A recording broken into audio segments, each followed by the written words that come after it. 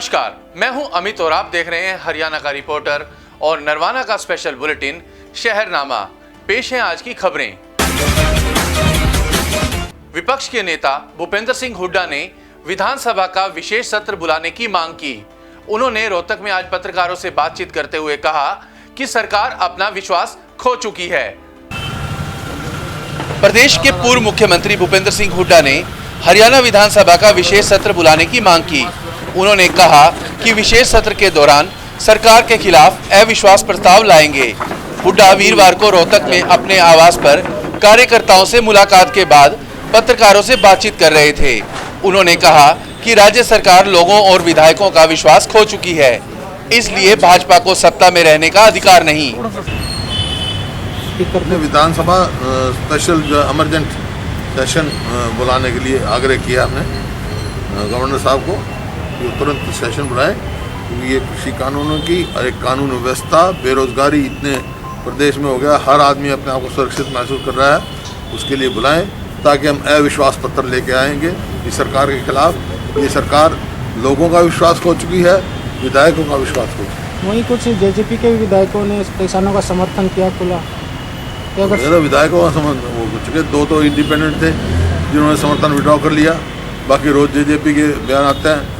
No confidence motion लेके आएंगे, पता लग जाएगा मौजूदा सरकार टूट सकती है। अभी हमारा विश्वास नो कॉन्फिडेंस आएगा। सही आदमी जो मतलब गौरी बात कर रहे हैं उनका चेहरा भी बेनकाब हो जाएगा। आपके संपर्क में कितने विधायक हैं?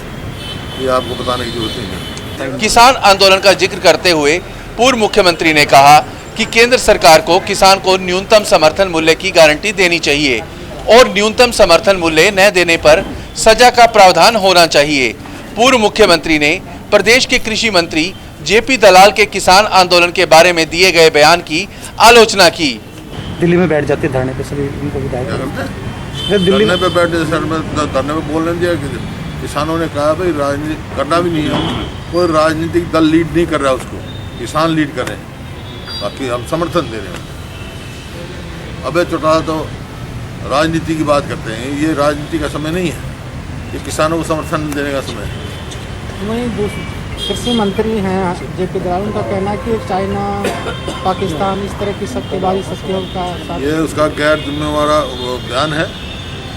एक ऐसे स्थान पे बैठ के इतना गैर जिम्मेवार बयान देना, ये पूरे किसानों का अपमान किया उन्होंने, और किसानों का नहीं पूरे हिंदुस्तान का अपमान किया है। उनको माफी मांगनी चाहिए। बीजेपी के प्रदेश अध्यक्ष ओपी धनखड़ ने विपक्ष के नेता भूपेंद्र सिंह हुड्डा व कांग्रेस पर निशाना साधते हुए कहा कि वह किसान आंदोलन की आड़ में राजनीतिक रोटियां सेक रहे हैं। उन्होंने यह बात रोहतक में आज पत्रकारों से बातचीत करते हुए कही।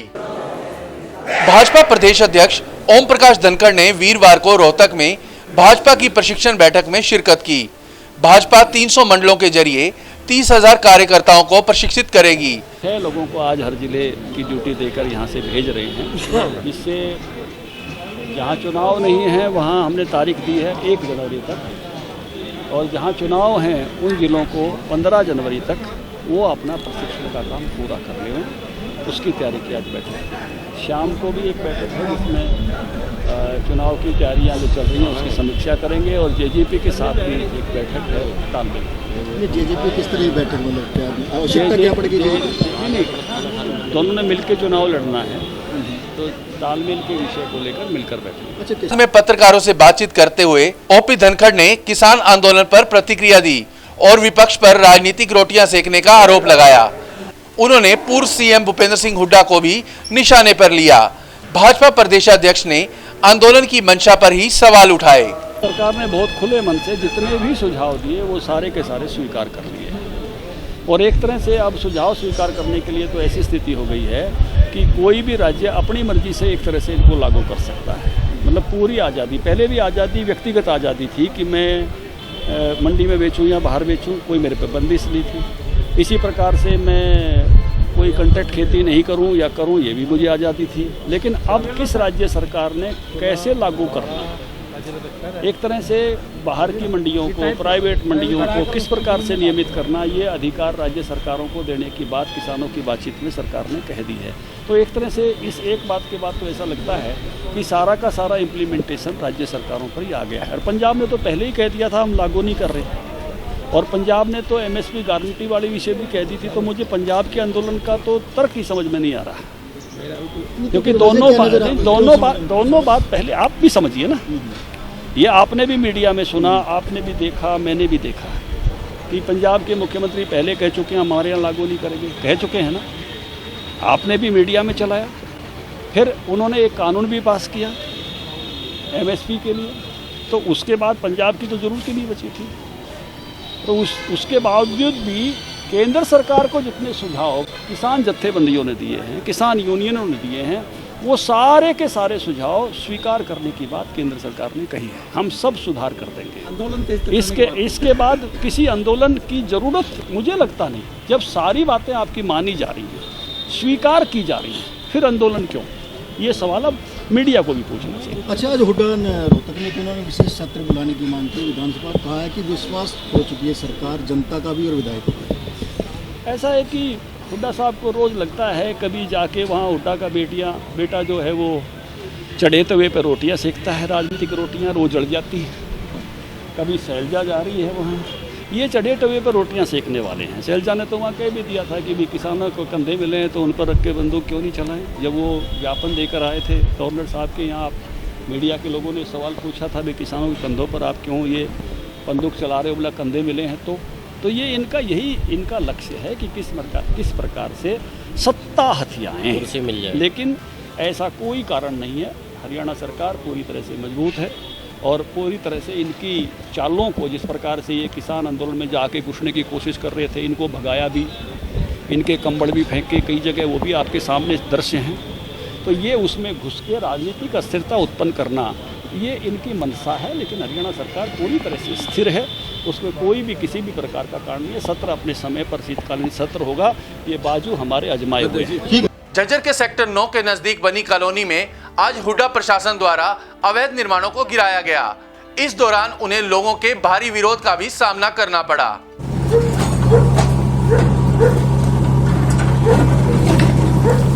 वीरवार को उस समय सेक्टर 9 के पास बनी कॉलोनी में हड़कंप मच गया जब अचानक हुड्डा विभाग के अधिकारी जेसीबी मशीन लेकर मकान तोड़ने पहुंच गए। जैसे ही कॉलोनी वासियों को इस चीज की भनक लगी, तुरंत कॉलोनी वासियों ने इसका विरोध शुरू कर दिया।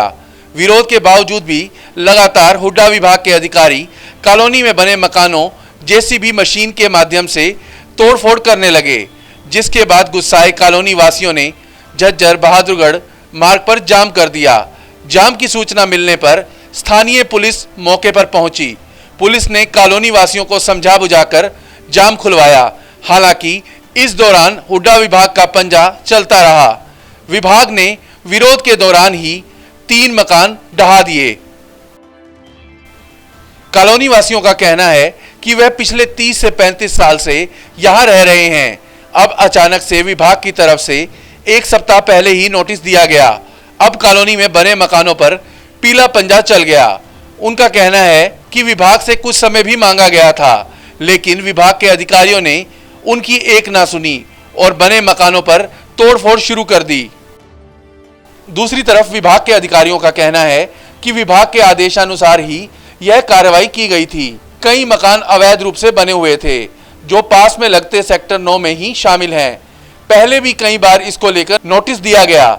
लगातार नोटिस के बावजूद भी कॉलोनी के लोगों के द्वारा मकान खाली नहीं किए गए, जिसके कारण मजबूरन विभाग की तरफ से आज कार्रवाई की गई थी। और किस बिना पे रिहायशी मकानों को तोड़ा गया है? ये हरियाणा शहरी विकास प्राधिकरण की कार्रवाई थी और ये जो मकान है ये अवैध कब्जे थे और इनके कारण हमारे प्लाटों का कब्जा और रोड रुकी हुई थी। सर, बस्ती वालों का कहना है कि काफ़ी पुराने 30-35 साल पुराने मकान हैं, प्लाट पहले से लिए हुए हैं। नहीं, वो एक्विजिशन काफ़ी पहले की हो चुकी है और नोटिस की पूरी कार्रवाई करके फिर आज कार्रवाई। ये भी आरोप लगाए हैं मकान वालों ने कि हमें हफ्ता भर पहले ही जो है नोटिस मिले हैं और उसमें हमें खाली करने का समय भी नहीं दिया गया कि हम अपने सामान को या मकान को खुद ही हटा लें। 13 नवंबर को दिया गया जी, पहला नोटिस 13 नवंबर को दिया। झज्जर से संजीत खन्ना की रिपोर्ट।